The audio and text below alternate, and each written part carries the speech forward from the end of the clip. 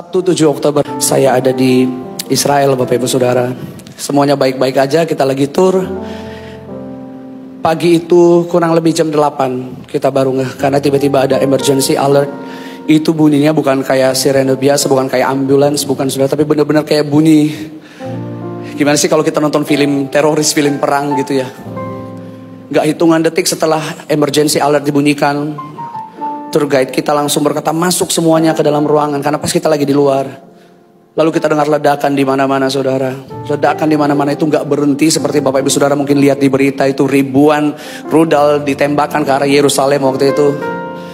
Kita semua panik, takut karena kaget juga. Jangankan kita, tour guide-nya aja kaget karena dia berkata nggak pernah kejadian seperti ini.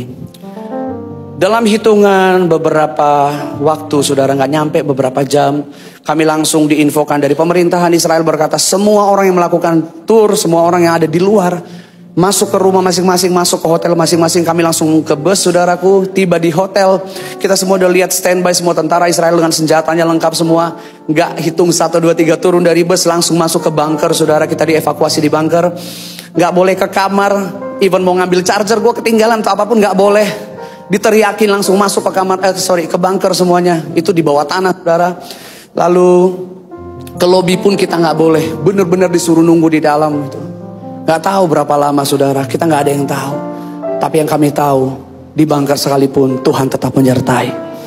Dan saudaraku, bukan situasi yang baik. Hubungi keluarga semua, banyak di Indonesia panik. Mulai nanya karena lihat berita di TV, saudara. Keluarga saya juga cuma panik. Apa yang bisa kami lakukan di bunker? Makan siang juga diantarin. Semuanya itu pokoknya nggak bisa ngapa-ngapain. Kami hanya bisa berdoa, berseru kepada Tuhan. Tahu saudara, di tengah ketidaknyamanan itu, di tengah situasi nggak baik, ketika memilih untuk berdoa menyembah Tuhan, ada satu ketenangan yang luar biasa. Ada satu damai sejahtera. Kalau boleh jujur, para peserta nggak tahu apa yang terjadi detailnya. Hanya para hamba Tuhan dan panitia yang waktu itu kita lihat videonya. Video bagaimana orang teroris melakukan aksi yang jahat banget. Itu mereka videoin semua. Disengaja emang gak dikasih tahu dan gak di-share kepada grup para peserta, takutnya makin panik. Yang bisa kami lakukan hanya berdoa, dan kami katakan begini, Tuhan, apapun yang terjadi, kami tahu kami ada dalam penyertaan Tuhan. Masuk ke kamar sebentar, dan saya ingat banget pas masuk kamar, banyak hamba Tuhan yang hubungi saya. Banyak orang-orang hubungi saya, yang hubungi saya itu cuma berkata, mana videonya, bagi dong. Lihat dong fotonya, lihat dong situasi di sana segala macam. Karena di story kami berkata, kami aman. Kalau kami ditanya, kami aman, memang kami aman. Tapi kalau ditanya situasi di luar, saya nggak bisa jelasin. Saya katakan, lihat aja di berita. Lalu semua hamba Tuhan, banyak hamba Tuhan telepon saya, minta video dong, minta ini. Hanya satu saya ingat banget. Hamba Tuhan yang telepon saya waktu itu bersama dengan Ibu Ira, yaitu Pastor Michael Gunawan. Even minta video, minta foto pun enggak.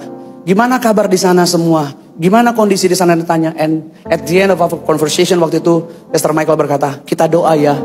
Satu-satunya hamba Tuhan yang waktu itu ngajak saya doa. Pastor Michael Gunawan. Satu hal, ketika kita memilih dekat dengan Tuhan, damai sejahtera luar biasa. Balik ke kamar untuk packing, bukan untuk istirahat. Hanya packing sebentar, darurat karena waktu-waktu disuruh. Karena border semua ditutup, saudara. Anytime ada border yang terbuka, kami harus segera keluar. Dapat informasi di utara Israel, yaitu Tiberias. Itu merupakan daerah aman, masih jauh banget dari penyerangan. Lalu kami bergegas lari ke sana, saudaraku, pagi-pagi. Lagi asik-asik menyembah Tuhan di Danau Tiberias, di atas kapal. Tiba-tiba panitia dapat info lagi, yang peserta nggak tahu kalau ternyata Hamas itu sudah menyerang bagian utara Israel, yaitu Tiberias. Hari itu langsung dipadatin semua acara, harusnya kami 2-3 hari, tapi nggak bisa. Perkawinan di Kana dan semuanya langsung dipadatin hari itu juga, Bapak Ibu Saudara. Selama kejadian itu, kapal perang udah lewat lagi. Saya videoin semua. Aduh, baru tenang sedikit langsung darurat lagi. Border, satu-satunya border yang kebuka waktu itu hanya ada dari Tiberias itu kurang lebih 40 menit. Saya lupa namanya apa, saudara, tapi itu menyeberang ke Jordan. Jam 6 pagi kami tiba di border itu. Jam 11 lewat, hampir setengah 12 baru kami bisa melewati border. Karena ribuan orang semua ketakutan lari menuju Jordan. Dan kami lari ke Jordan. Kami ada di sana selama 1-2 hari. Dan kemarin Jumat saya tiba di Indonesia dengan selamat. Terima kasih buat doa Bapak Ibu Saudara.